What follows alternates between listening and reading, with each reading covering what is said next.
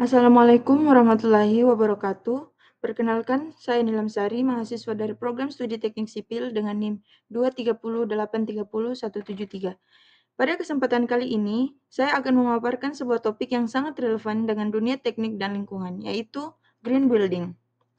Green building atau bangunan hijau bukan hanya tentang desain modern, tetapi juga tentang bagaimana kita membangun dengan bijak, efisien dalam energi, ramah terhadap lingkungan, dan berkelanjutan untuk masa depan.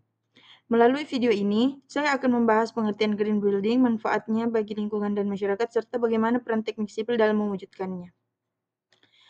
Yaitu, apa itu green building? Green building adalah bangunan yang dirancang dan dibangun untuk mengurangi dampak negatif terhadap lingkungan dan kesehatan manusia. Green building adalah bangunan yang dirancang dan dioperasikan dengan prinsip ramah lingkungan untuk mengurangi dampak negatif terhadap alam dan meningkatkan kualitas hidup penghuni. Adapun green building berfokus pada pembangunan berkelanjutan dan perlindungan lingkungan.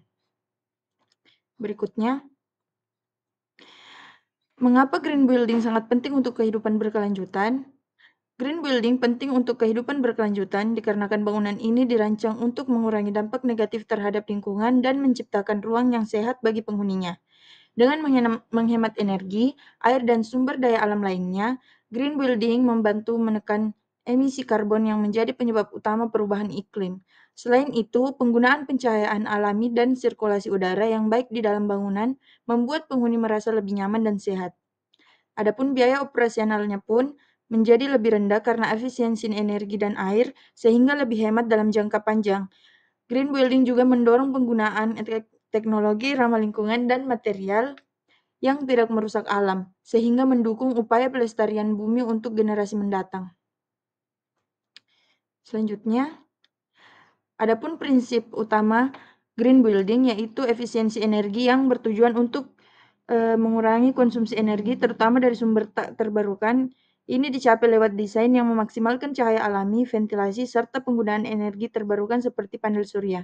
Kemudian ada efisiensi air, yaitu air adalah sumber daya vital. Green building menghemat air lewat teknologi hemat air, penggunaan ulang air hujan, dan sistem daur ulang air limbah ringan atau grey water.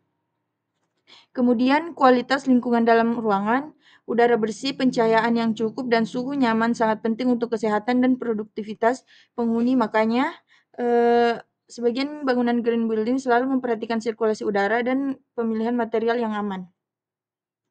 Selanjutnya, adapun hubungan green building dan teknik sipil yaitu pertama lingkungan, kedua pembangunan, ketiga perencanaan. Hubungan teknik sipil dan green building sangat erat karena teknik sipil berperan penting dalam mewujudkan bangunan yang ramah lingkungan.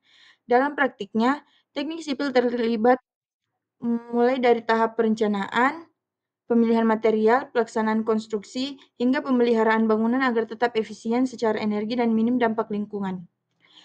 Insinyur sipil memastikan unsur bangunan kuat sekaligus mendukung konsep keberlanjutan seperti efisiensi air, sistem drainase hijau, dan penggunaan sumber daya yang bijak. Tanpa peran teknik sipil, penerapan green building tidak bisa dilakukan secara maksimal. Selanjutnya, ada pun contoh bangunan dari green building yaitu yang pertama ada Menara BCA di Jakarta, merupakan salah satu contoh green building terbaik di Indonesia. Gedung ini dirancang untuk memenuhi standar bangunan ramah lingkungan dengan memprioritaskan efisiensi energi, pengelolaan air yang baik, dan penggunaan material yang ramah lingkungan. Adapun beberapa fitur utama yang membuat menara ini menjadi green building yang antara lain, pertama, efisiensi energi. Menara BCA dilengkapi dengan sistem pencahayaan yang hemat energi, termasuk lampu LED dan sensor cahaya otomatis yang menyesuaikan pencahayaan dengan intensitas cahaya alami.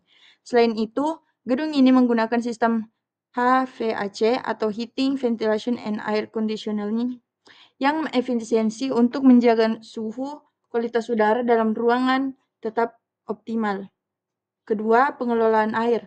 Menara BCA memiliki sistem pengelolaan air yang canggih, termasuk daur ulang air untuk keperluan non-konsumsi seperti penyiraman taman dan pengoperasian sistem pendingin udara. Hal ini membantu mengurangi pemakaian air bersih yang berlebihan. Yang ketiga, sertifikasi Green Building. Menara ini berhasil memperoleh sertifikasi platinum dari Green Building Council Indonesia atau GBCI yang menunjukkan bahwa gedung ini memenuhi standar tertinggi dalam hal keberlanjutan dan pengelolaan sumber daya.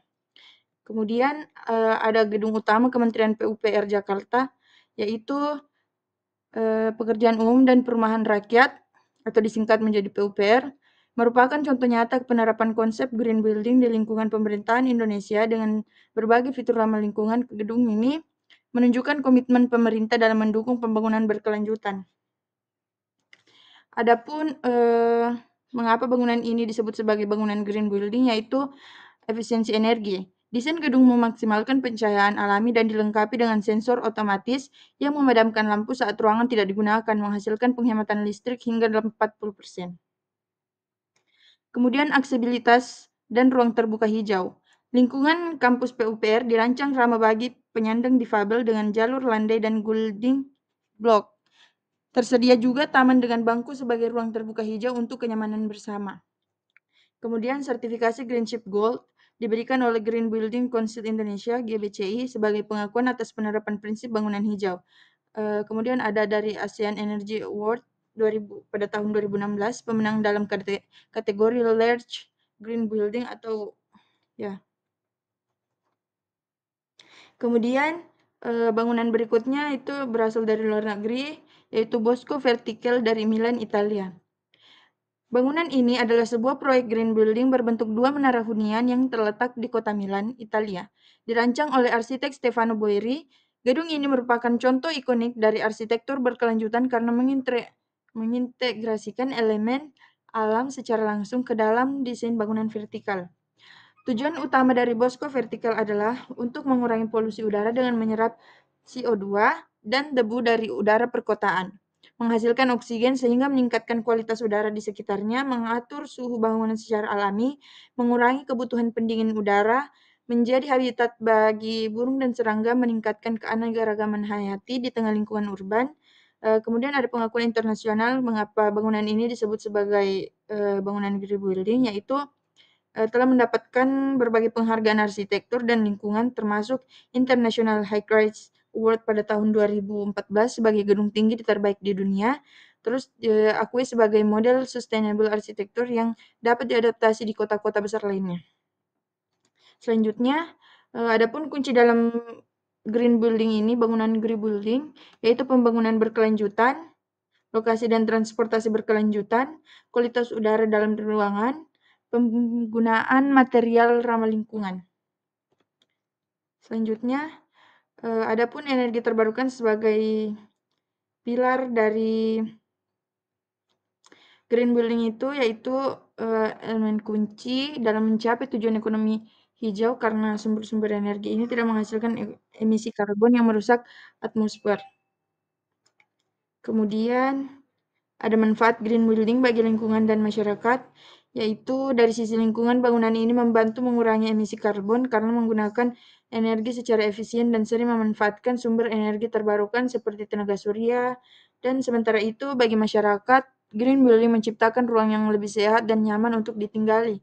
Sirkulasi udara yang baik, pencahayaan alami, serta penggunaan material rendah racun bisa meningkatkan kualitas hidup dan kesehatan penghuninya.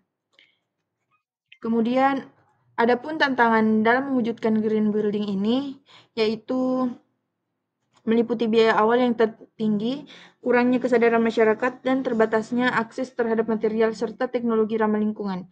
Selain itu, regulasi yang lemah dan minimnya insentif dari pemerintah juga membuat penerapannya belum optimal. Diperlukan kerja sama semua pihak agar pembangunan berkelanjutan ini bisa terlaksana secara luas dan efektif.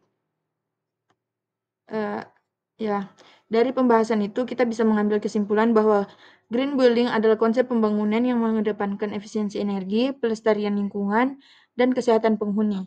Bangunan ini dirancang untuk mengurangi dampak negatif terhadap alam dengan cara menghemat air, mengurangi emisi karbon, menggunakan material ramah lingkungan, serta menciptakan kualitas udara dan pencahayaan yang baik di dalam ruangan. Tujuan utamanya adalah menciptakan lingkungan yang berkelanjutan, hemat biaya dan jangka panjang, serta mendukung kualitas hidup yang lebih baik. Sekian dari saya. Wassalamualaikum warahmatullahi wabarakatuh.